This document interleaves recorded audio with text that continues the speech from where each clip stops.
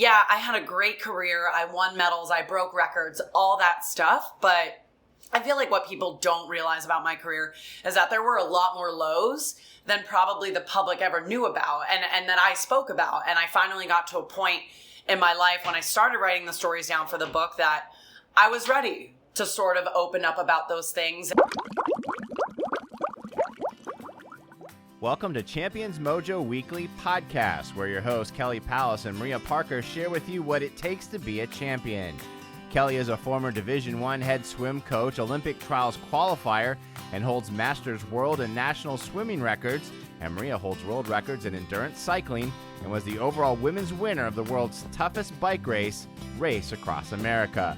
They'll be sharing their personal stories and wisdom, along with interviewing other champions to give you the tools you need for becoming a true champion in your own life. And now, your host, Kelly Pallas. Hello, friends. Welcome to the Champions Mojo podcast. And as usual, I am co-hosting with Maria Parker. Hello, Maria. Hi, Kelly. I'm glad to be here today. Maria, as you know, sometimes we have to patiently wait for guests we really want to interview, and today's guest is just such a person. She's been on our list of dream interviews as a top swimmer in the USA swimming community for many years. She is a three-time Olympic swimmer and a medalist. She's a multiple-time NCAA champion for the University of Florida, USA Olympic and World Championship team captain, and now retired from swimming, but doing some exciting things. It's the awesome Elizabeth Beisel. But Maria, before we jump to Elizabeth's interview, can you share just a bit more about Elizabeth? Of course, Kelly. I can't wait to hear from Elizabeth. She's now been officially retired from swimming for 3 years, and boy, has she been busy. She's been doing sports commentating for many big swim meets. She appeared on CBS's Survivor television show, and just last month, she launched her new book, Silver Lining. Elizabeth is known for her infectious smile and enthusiasm, and I think it really shines through in this interview. Yes, Maria. I'd like to set the stage for this interview as it was done in person at the University of Florida at their pool in Gainesville. I went up there from my home in Florida to see Elizabeth and also watch the Auburn University team versus the Florida team in a dual meet. So Elizabeth and I met up after she had been there doing a broadcast for ESPN, and I was meeting up with her. So there's a little background noise at the very beginning where the teams were cheering and finishing up, and then it gets really nice and quiet. So let's jump to the interview. And now it's time for the road trip segment. Elizabeth Beisel, welcome to Champions Mojo. Thank you for having me. I'm really excited to be here. So catch us up on where you are now and what you're up to. Yeah, so life has been crazy since swimming. So I retired swimming back in December 2017. So it's been, we're going on year 3 of retirement, and it's wonderful. I think the thing that I miss most about swimming is just the people, like the Leah Smiths and all my friends that I had while I was swimming. But life on land is treating me super well. I am getting to say yes to a lot of opportunities that I wouldn't have ever been able to say yes to had I been swimming. So that's been really refreshing. Like what's maybe... I went to Mount Everest and did base camp. Oh my God. Yeah, if I ever said, hey, Coach Troy, I'm leaving to go to Mount Everest for 3 weeks, he'd be like, you're off the team. Kiss your Olympic medals goodbye. You know what I mean? So for me to just be able to travel a ton, say yes to more commentating gigs and traveling and covering swimming, it's just been really amazing and refreshing to sort of have a new perspective on life. Because I think all of us as swimmers, we live in that swimming bubble. And we never realize how small it is until we get out of it. So for me now being able to look from the outside in, it's really amazing how, and not in a bad way, but we really do get sucked into it. And because swimming's our world. So, yeah. Oh, that's awesome. So I hear you got a new book coming out. So tell us about that. Yeah, so that's also one of the things I've been up to. For the past 2 years, I've been sort of writing down stories about my swimming career. And I've been doing a lot of public speaking and clinics, and I love telling stories. That's my main thing. And so after every speaking gig or whatever, I would always get somebody coming up to me saying, Elizabeth, do you have a book? Or Elizabeth, you should write a book. And I heard it enough. I was finally like, all right, fine, I'll write a book. And so it's exactly how you imagined it. It's me opening my laptop and being like, okay, chapter 1. like I had no idea what I was doing.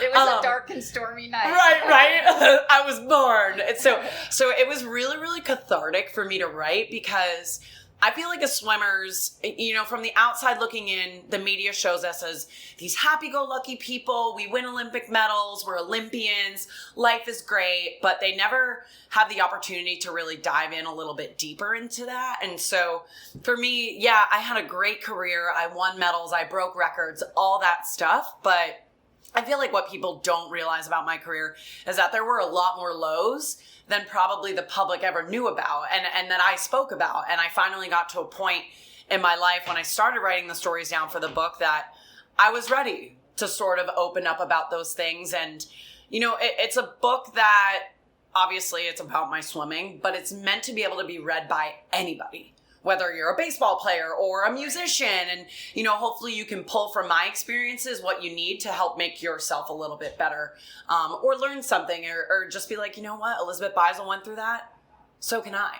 Yeah, I'm so excited to read your book, and I wish more swimmers would write books. I mean, that is really, really wonderful. So I want people to hear what you just said, which is that you went through many more lows than you did highs. And I think that is, like, you always know baseball players, if they just hit 3 out of 10, they're striking out 7 times, and their batting average, if they're batting .333, they're like world class. So what would you say is something that was, really an obstacle, or a few of your obstacles that you overcame? Yeah, I think for me, and maybe some people can relate to this that don't necessarily feel like they fit in.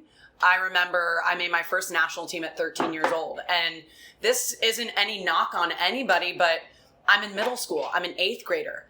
How is it possible for me to relate to people that are 23, and for them, vice versa, to relate back to me as a 13-year-old? And so I remember my first few years on the national team absolutely hating it. I felt like I didn't fit in. I felt like I didn't belong.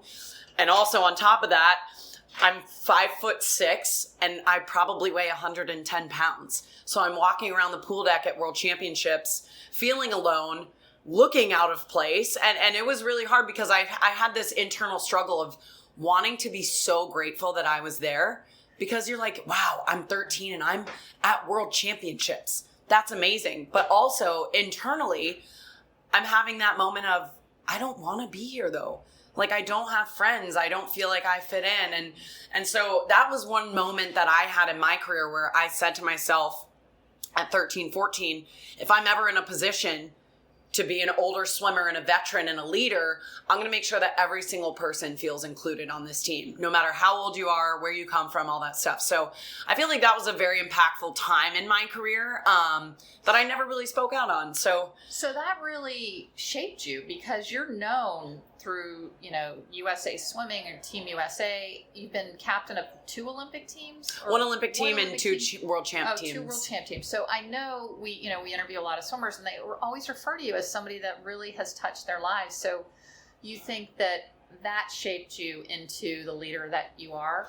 Absolutely. There was a moment where it really solidified in my mind. I remember I was sitting, my technique was to eat a meal as fast as I could and then just go up to my room. Because also these people were my heroes. I have Natalie Coughlin on my wall. I have Ryan Lochte on my wall. And now all of a sudden I'm representing Team USA with them. It's sort of like it's my worlds colliding, and I wasn't ready for it. And so with Natalie, she was on my first ever national team, Pan Pacs in 2006. And I'll never forget, I was eating a meal alone, and she sat down with me, and she sat with me for 45 minutes and just asked me how I was and made me feel included. And I remember having that moment of, wow, if I'm ever like Natalie one day, I'm going to do that for somebody else. So she really left a mark on me in the best way possible. That is beautiful. Yeah.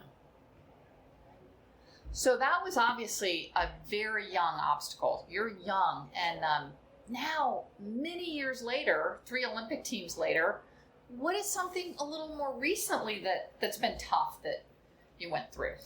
I think the hardest thing about ending swimming is you lose an identity. And, for me, I was always Elizabeth Beisel, the swimmer, whether it was in high school or in college or even past as a professional. And then the minute that you're done competing as a swimmer, you're no longer a swimmer. You can like to swim, but that's not who you are anymore. And so for me, it was navigating those waters into figuring out who I was outside of swimming, what I like to do.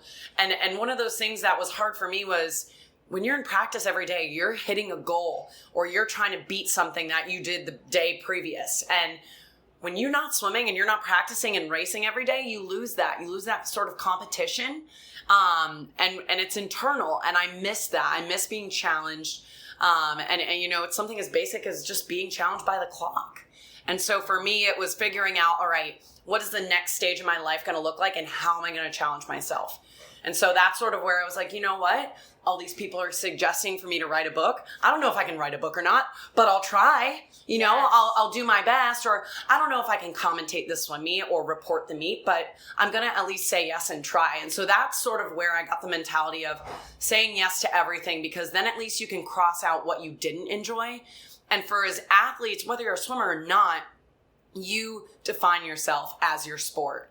And the minute you're done, you sort of have to mourn the death of that version of yourself and then reinvent yourself. So that's been a challenge, but like anybody else, I'll figure it out.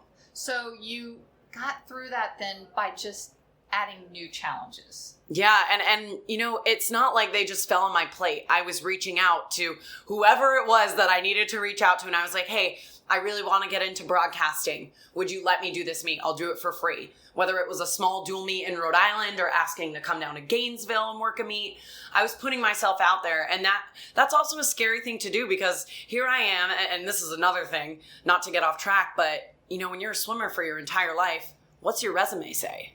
Right. You don't have any work experience or internship experience. So here I am thinking of walking into an interview as Elizabeth Beisel, and yeah, that's cool. You can say you're a 3-time Olympian, but nobody cares what my 400 IM time is. That's not going to get me the job. Right. What's going to get me the job is that experience.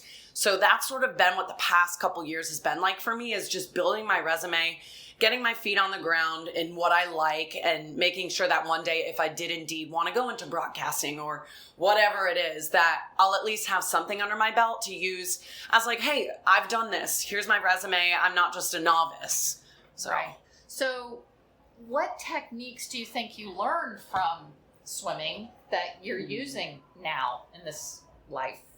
I think resiliency is a very good one. I think, as swimmers, it's not all just up, up, up. Our trajectory is up and down. It's like a roller coaster. And, there was a point in my career where I didn't go best time in the turner back for 5 years. That's my best event. And so you're like coming to practice every day, thinking about that turner back, and the next race is the race I'm going to do it. And nope. And just do that for 5 years. And finally you're like, do I give up? And then the moment that you don't, I feel like is the moment that it happens. And so for me, it's just getting through those mental roadblocks, because that's really what separates a good athlete and a good person from a great person in whatever it is that you do, I think, is your mentality and your mindset, and knowing that, hey, yeah, maybe things aren't going my way right now, but it's not a permanent state. I'm going to be able to move past this and move forward and get better.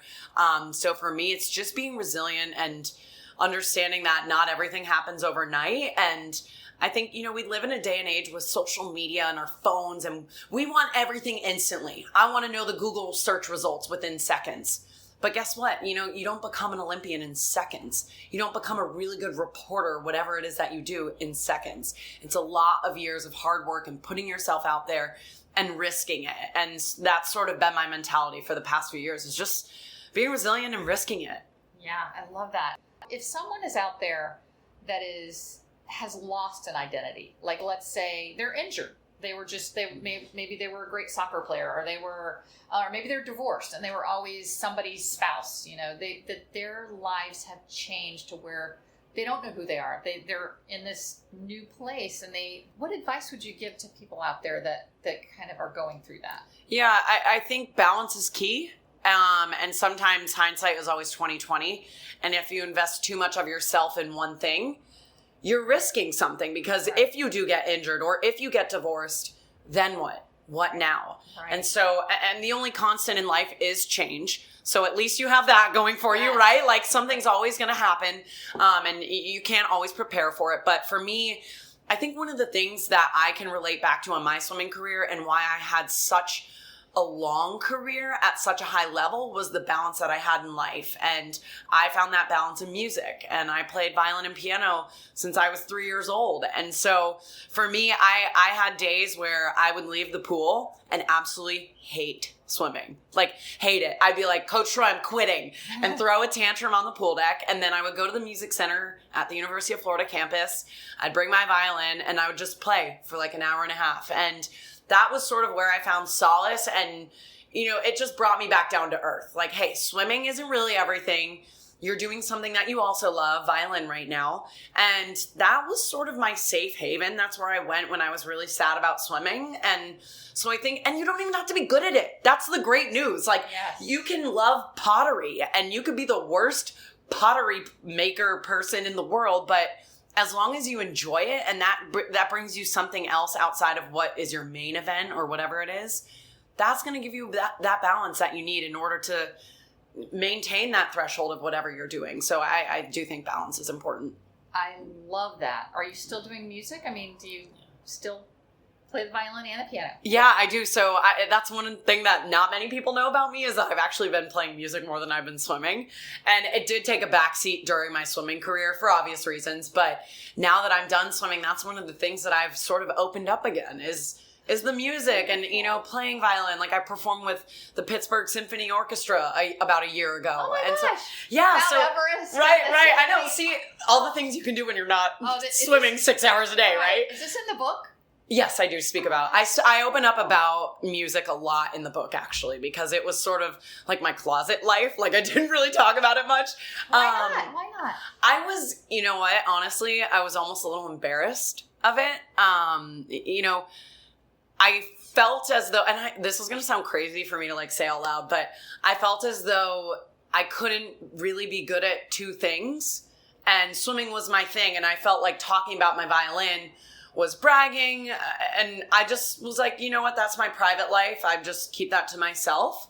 And it was sort of like my little secret thing that I had to make me happy after, if swimming wasn't going right or whatever. But yeah, I finally gotten to the point where, and also, you know, violin isn't the coolest instrument. Like, it's not like, yeah, I'm a rock star on the guitar and I sing. It's like, you know, I play classical violin, like Vivaldi, Mozart, all those. Yeah. And people are like, oh, cool. You know, like, no, it is cool. Yeah, but I love it, and it's a door that I've been able to reopen since being done swimming. So I'm really, really excited about that. Do you think there's any career there in music?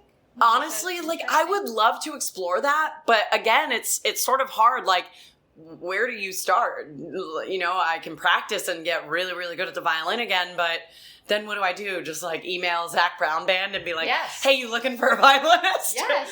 Yeah. So, I mean, it's certainly not off the table. It's just sort of on like the back burner right now. That is so cool. Yeah. And we just recently done an interview with Cody Miller and Nathan Adrian, and both of them stressed the balance that they need in their life to take that pressure off going for their other, you know, more Olympic medals and teams. And I see that as a theme, and I think that's valuable for anyone, whether you're going for the Olympics or you're just trying to, you know, live a good life without being an Olympic champion. Yeah. So what qualities do you think, or characteristics do you think first that you have that have made you successful? Some things that you do, and then maybe that you've seen, maybe this isn't something that Elizabeth has, but you see as a commonality.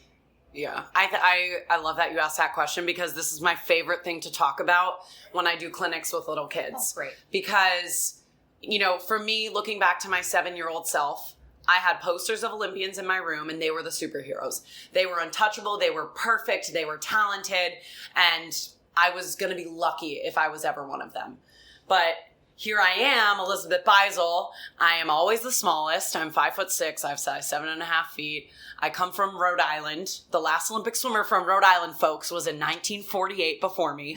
So Rhode Island does not produce Olympians. And so there were a lot of cards stacked against me. You know, I'm not muscular. I'm sort of just there. I'm a normal girl. And I think I have 3 characteristics and 3 traits that I did throughout my swimming career that made me the athlete that I was. And that was believing in myself, working hard, and always racing. And those are 3 things that anybody listening to this podcast can do. And you can transfer the word racing to being competitive. Right. Or like being on time or doing your work, whatever it is. Yeah, okay. Being competitive. And so. But you think, I just want to clarify that. So when you say you raced everything, was that the factor? Was it competitiveness? I think so. Okay. I think so. And just not wanting to lose. Okay. I think that is so important. Like, of course, we always want to win, but I was like, I do not want to lose. And I think there's a difference. Yeah, there's actually Brendan Bouchard, who's one of my favorite thought leaders on high performers. He says that he's done, he's interviewed thousands of high performers, and that he almost feels like the really high performers hate losing more than they love winning. Yeah, so I would agree with that. Okay, yeah. So those are your 3 things that you think got you there. So your first one is believing in yourself. How did you believe in yourself? What tools can our listeners have from you? Because, how do you believe in yourself? Yeah, it's easier said than done, of course, because we're human and we always have doubts. But I'll never forget, I have a quick story, if that's okay. I can go on for ages. No, we love stories. Yeah, so I remember at the 2008 Olympic trials, I was 15 years old, and the 400 IM was the first day. 200 back was my baby. That was the event I was making the team in a couple days later. 400 IM was just a warm-up race. And I remember I broke out of nowhere the Olympic trials record in prelims and got seeded first for finals. So I was not even planning on making that final. I was just there to watch and enjoy. And then all of a sudden the pressure hits and it's all on my shoulders. I went, I'm nervous. I'm like, I'm not ready to make an Olympic team tonight. So I go to the pool that night. I do my first warm up. I throw up all over my best friend while I'm drying off, about 30 minutes before my race.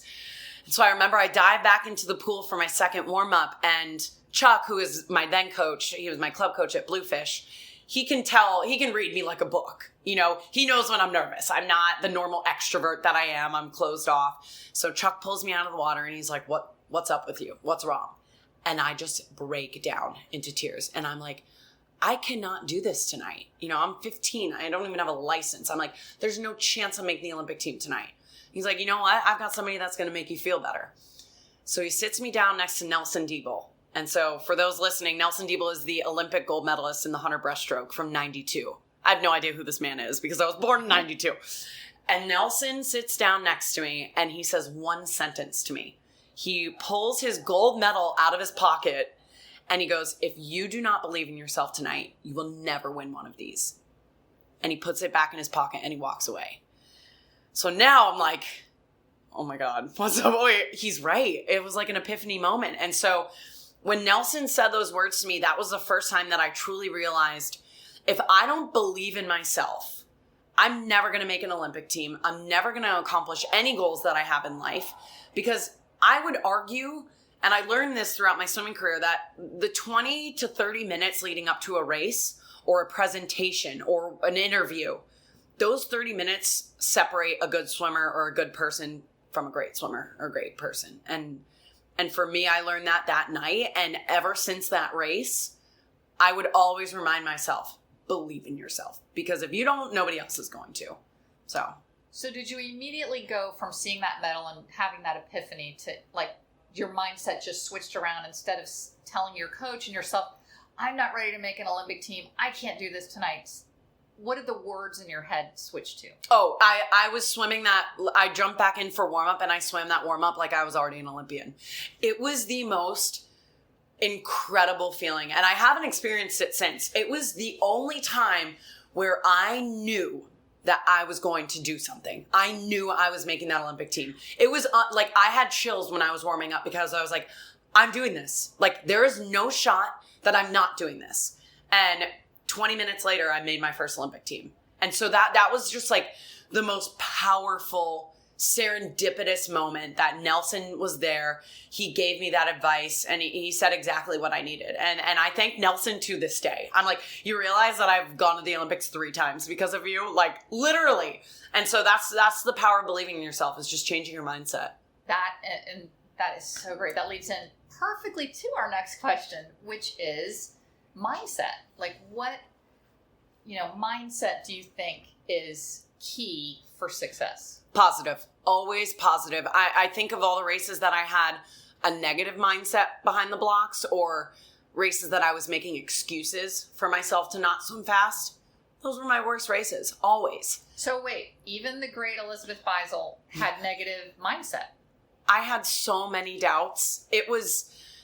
And that's the thing is, I think doubts for me primarily came from other people. So I would find myself standing up behind the blocks against Katinka Hozu or Missy Franklin or Natalie Coughlin. And I would look at them and say their name in my head, and I'd be like, I'm not as good as them. There's no chance I'm going to beat them. And the minute that you tell yourself that, you believe it, and then you're going to behave and act accordingly. And so for me, it was getting over who I was racing, getting over comparing myself to because I believe comparison is the root of all evil. Anybody can have a good day, bad day, even Katinka Hozu or Elizabeth Beisel, And the days that I got beat, it was by somebody who was like, I don't care if you're Elizabeth Beisel, I'm going to beat you.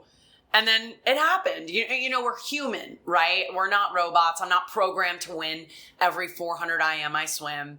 But, as Olympians, we are emotional, and people do get in our heads. And that was one thing that I had to overcome, was people getting in my head by not even doing anything, just being themselves, being a world record holder. It's intimidating. So you let them in your head. Right? Exactly. And the minute you let them in, you're done. So your focus now, when you get into that mode, you just think about your own, what advice do you give? So somebody's behind the block, or somebody's about to do a presentation, or somebody's really nervous about comparing themselves. How do they switch it around where they're not doing that? Yeah. So I always explain it like this. It's as if you have a flashlight, and if you're flashing that beam on your competitor and that's all you see, that's all you're going to think about. You sort of have to move that flashlight beam to yourself and be like, okay, forget about Katinka Hozu. Let's talk about Elizabeth Beisel. Wow. I have not missed a practice in 3 months. I'm healthy. I'm ready to go. I've eaten the right things. I've slept enough. These are all the reasons why I can at least set myself up to win. And so it's just moving that flashlight of focus onto you. And sometimes that's hard because it's a little bit selfish. And if you're a guy and you're up against Michael Phelps, it's like, yeah, just don't think about Michael Phelps. And you're like, okay, sure. But it really is about just focusing on you and the work that you've done and giving yourself reasons why you're going to do well. And that always really helped me. Yeah, I love that. And I even notice a lot of times, which I'm sure you've noticed too with your broadcasting and being in lanes 4 and 5, that lanes 4 and 5 often have their backs to one another when they're just starting. I love those photos where they're just two backs against each other. I know. So I'm going to pull out here the IMer connection between you and Madison Cox and Ella Easton, because you guys seem to have a love fest. I mean, all three of you talk about the other as just the most amazing friendships. And so this question is, how can women in all walks of life, we're maybe swimming's even easier, but in all walks of life, be friends when we're, I don't know, I think maybe women are more competitive against each other. I think it's so much easier to be friends and love each other than it is to be enemies and hate each other. Because at the end of the day, you want to be happy for who's representing, and this will be a swimming analogy or swimming example, but you want to be happy for who's representing the United States of America at the Olympic Games or World Championships or whatever it is. And it's going to be so much easier for those girls to compete and go head to head if they're doing it together. Strength in numbers was always my thing. And yeah, swimming's an individual sport, but the more people you have behind you and the more cohesive that heat is as a whole, and I get it, you're racing against each other, but I'm swimming the 400 IM against Katie Hoff and Maya Dorado, and yeah, they're my competitors, but I love them. We go through hell to swim that 400 IM together. Yeah. We connect on a different level than I would connect with a 50 freestyler.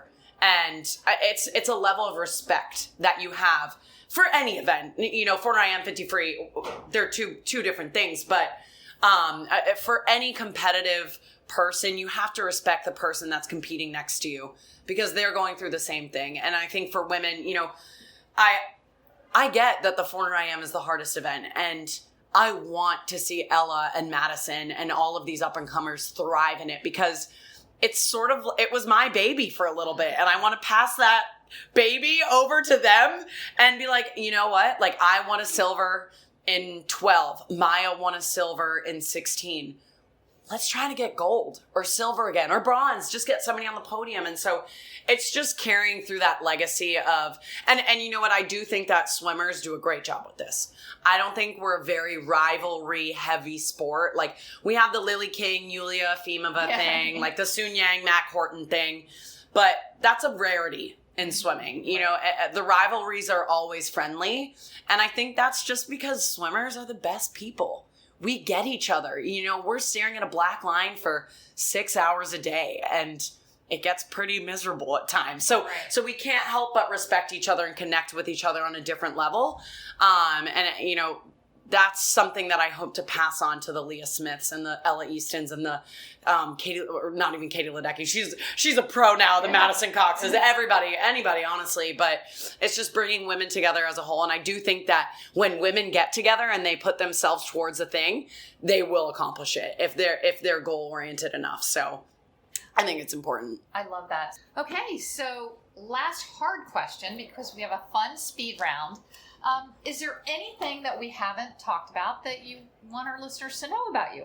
It's an Olympic year, and hopefully if people are listening to this that are still current athletes competing, I know exactly how they feel. The minute the clock turns 2020, it's almost like a wave of anxiety hits you, and it does not relieve itself until you make that Olympic team. And I hope that the listeners know that I'm here for them. I get where they are, and it's hard, because not many people can really relate to that type of pressure. And it's one of those things that you can get through, and it's also only January right now. There's plenty of time. If you're injured right now, you're going to be fine by June or the Olympics. And if you're not injured, then just stay healthy. But, and at the end of the day, it really is just swimming, and that doesn't define you. And I think I'm a good example of that is, I'm okay. I'm not swimming anymore, but I'm okay. And Olympian or not, we're all going to find our way. And I think as long as you're happy with what you're doing, no matter what level you're at, that's the ultimate goal. And so I hope that everybody listening can sort of take something away from that, is just to be happy, because this life is too short. Don't get caught up in what other people think of you or say about you or about what you're doing. Just enjoy it and live in the moment and be happy. That is so generous. Yeah. So great. What about your book? What about the title and where we can find it? Oh, okay. Yeah, that's good. Yeah. So Silver Lining is the title, and it's a little bit play on words. So silver is the highest medal that I won at the Olympics. So that was a monumental point in my career, was winning an Olympic medal. And then Silver Lining, the phrase is something that I hold dear to my heart, because I feel like through the ups and downs, especially the downs, you have to look at it with a silver lining. You have to see the good side of it. If it's an injury, I had many injuries during swimming, and if it was a leg injury, I was like, well, you know what? Silver lining, my arms are going to get a lot stronger right now. And so it's all about just figuring out how you can trick your mind into being more positive. And so I think it's it's not like New York Times bestseller book, but I think a lot of people will be able to relate to that. And that's something that's really the only thing that I want to get away from this, is helping somebody else. Is it out yet? It's out on February 11th. Yep. And it'll be on Amazon. So, okay. Yep. Couple weeks. Awesome. Now we're just going to do what we call the fun speed round. Take your mark. Technical suits. Banned. Backstroke alleges. Awful. Awful. Because sometimes they break. They're good when they don't. Okay. Lochte rule. Dumb. 10 400 IMs. My life for 10 years. I thought you would like that one. Michael Phelps. The greatest of all time. Katie Ledecky. Also the greatest of all time. Olympic Swim Trials 2020. Fresh faces. Love it. Your favorite U.S. swim complex that you've ever swum in? Irvine, California. Boom. Boom. What word comes to your mind most when you dive in the water? Just go. Yeah. That's a great one. All right, these are just silly little ones for people to get to know you better. Cat or dog? Dog. Red or blue? Blue. Milk chocolate or dark chocolate? Dark chocolate. Kickboard or no kickboard? Kickboard. Mountains or beach? Beach. Football or baseball? Football. Coffee or tea? Coffee. Morning person or night owl? Ooh. So that one's hard because I'm a swimmer. So it's like... So how about now that you're on your now own? that I'm not a swimmer, I'm probably more of a night person. Okay, Yeah. well, maybe that's it. Fingernail polish or no? No. Okay. I'm a no and Maria's Yeah. a no, but a lot of I have swimmers some are on my fingers right now, but multiple. as you can see, they've grown out for about 2 months. Yeah. Well, Elizabeth, it has been such a joy, and I know our listeners are going to get a ton out of it. I'm glad I finally wrangled you in here, so, just... I'm so happy to be here. Thank you so much. Yeah. And good luck with everything. I know we're going to see great things from you in the future. Thank you. So, Maria, what did you think? Oh, it was a great interview. What a delightful person she is. So much wisdom and infectious enthusiasm. I loved the interview, Kelly. Well, I wish you could have been there, but I know you can't be on all of them. That's why we have the road trip segments. Takeaways, takeaways, takeaways. We've heard from you that your favorite section of our podcast is the takeaways. Thank you so much for that feedback. But before we get to the takeaways today, we wanted to ask you if you would please give us a 5-star review. That way, more people will be able to find our podcast. Also, if you could subscribe on iTunes or Stitcher or Spotify, you'll never miss a podcast episode if you subscribe. And please share our podcast with your friends. And now, the takeaways. Let's do 2 takeaways each. And what's your first takeaway, Maria? What really stuck out for you in that interview? It's really hard to choose. I wrote down about 20 things. But I think the thing that I'm going to go with, which was somewhat of the theme for Elizabeth, was, she's changing her life now. She's no longer identifying as the swimmer or spending all of her time in the pool. She's doing lots of new things. So I think the takeaway for me was there's always an after. No matter what you're doing right now, soon you're going to be doing something else, or eventually you're going to be doing something else. And so she talks about balance and preparing for that while you're doing the other thing. But I think this is a particularly encouraging word to people who may be in a difficult time or in a low point or in a transition. You mentioned, Kelly, I thought it was an interesting question about, what if you're changing jobs or, you're divorced. There's always going to be that time when you're changing from one sort of definition of yourself or job into another. And I think the encouraging thing that Elizabeth teaches us in her enthusiasm is it can be great. And it will be great if you have the right mindset. So think about that as, whatever you're in, there's going to be something new coming and it's going to be good. I love that. Yes, that is so true. Because we get comfortable where we are with what we're doing. And the idea of, they say that the number one factor in anxiety is the unknown. So just thinking, the unknown may be better than I can imagine. So I love the old saying, nothing's ever as bad as we imagine it to be or as good, which I find generally I don't like that part. I know, but it generally can be kind of true. That usually turns out for me with something sweet that I've eaten. It's like, oh. Yeah. That is true for that. I think people, some people do change really well, but for others, it's hard. I think we've talked about this, it's harder for me than it is for you. Transitions are very tough for me. And I think of myself as fairly flexible. For other people, it's even harder. My daughter's going through a transition right now and a move, and I would talk to her this morning. She's really struggling. So I think it's good to remember, there's good times ahead. Oh, gosh, I got to call her, my sweet niece. I know she's moved countries, so gosh. Yes, okay. Yes. I will give her a call and see how she's doing. But yeah, it's hard. And so that is a good message, really good message from Elizabeth.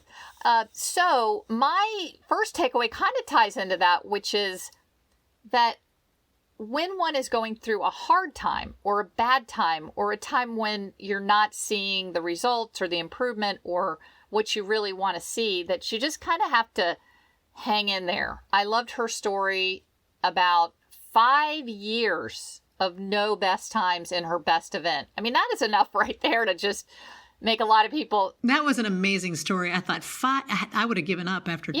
5 years of no best times. And then she had a breakthrough and she had a best time. So I think the message there is just being resilient, of knowing that, sometimes you just got to put in the work, keep focused on what you're doing, and then the improvements or the results or the things that you're looking for would come. So I think that just having that I'd call that a mindset of that it is going to happen. Things are going to change. Things are going to get better. And that's just a great mindset to have, the optimistic mindset. Yeah, that is. And yeah, just pushing through. She seemed to push through those 5 years. That's an amazing thing to me. Okay, Maria, what is your second thing? Oh, the second takeaway, I just love. She talked about saying yes to things. So she's not swimming now, and she's trying to reinvent herself. And at first I think she put it that she said yes to things, but then as she expounded on that, she said she reached out and asked for what she wanted. She has, I don't have a resume. All I've been doing is looking at a black line in the swimming pool for years and years. But there are things that I want to do. I wanted to be in broadcasting. So what did she do to make that happen for herself? She picked up the phone and she made a tough phone call. She asked for opportunity. And again, this is a real challenge for me personally. I'm not comfortable asking for things. And Elizabeth was just a super encouraging in that way. She talked about all the sort of things that she did that made her uncomfortable so that she had opportunities. It can look like, oh, she's just lucky. She's got this book. She speaks. She does the commentary, but she's made these opportunities for herself by asking and by being herself, of course, too. So my takeaway is I'm just going to remember, ask. Doesn't matter. People will say no, of course, but just ask. If you want it, ask for it.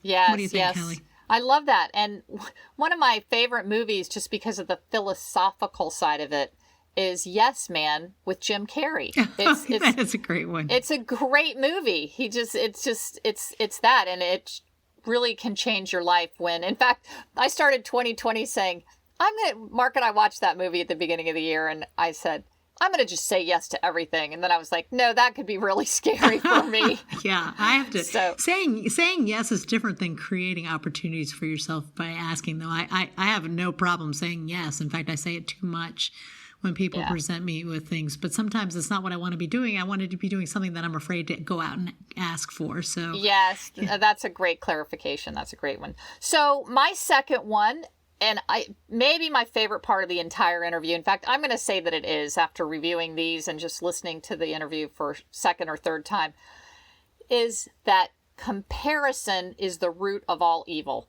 And this certainly applies to athletics, where you're standing behind the block and you're looking at someone else. Number one, you're not thinking about your own race or all the great things that you've done to prepare for that race. You're thinking, oh my gosh, I'm next to so-and-so, and she's taller and stronger and she swims for a better school than I am, or whatever it is. But you're also comparison in life.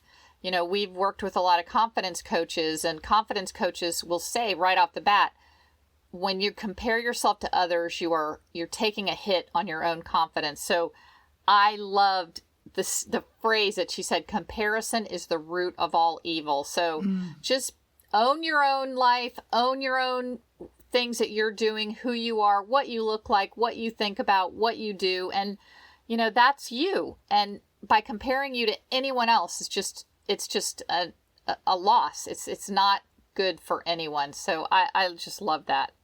I loved it too. I loved how she said, she shined a light on herself. But what she meant was she was thinking about all the ways that she was prepared for every race. So I loved her whole attitude, which she had, very healthy self-esteem.